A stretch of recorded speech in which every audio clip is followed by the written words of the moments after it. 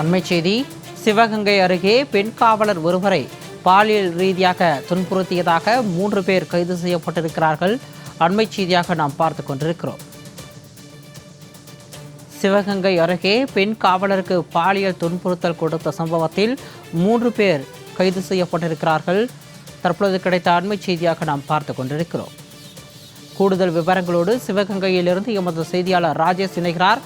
வணக்கம் ராஜேஷ். பெண் காவலருக்கு பாலியல் துன்புறுத்தல் கொடுத்த வழக்கில் 3 பேர் கைது செய்யப்பட்டிருக்கிறார்கள். வழக்கு தொடர்பான விரிவான விவரம். வணக்கம் சிகாமணி.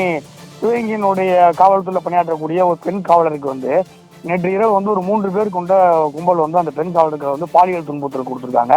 இதை தொடர்ந்து அந்த பெண் உடனடியாக அவசர போலீஸ் 100க்கு தகவல் கொடுத்ததை அடுத்து அங்கு விருந்து சென்ற காவலர்கள் அந்த பெண்ணை அங்கிருந்து மீட்டு தற்போது அவர்கள் அந்த பாலியல் சம்பவத்தில் ஈடுபட்ட அந்த 3 பேரை தற்போது அனைத்துமுறை காவல் நிலையத்தில் பிடித்து விசாரணை மேற்கொண்டு வர்றாங்க.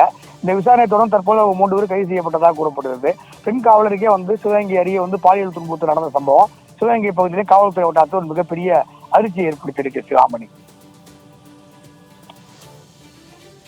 அண்மை தகவலோடு இணைப்பில் வந்தமைக்கு நன்றி ராஜேஷ்.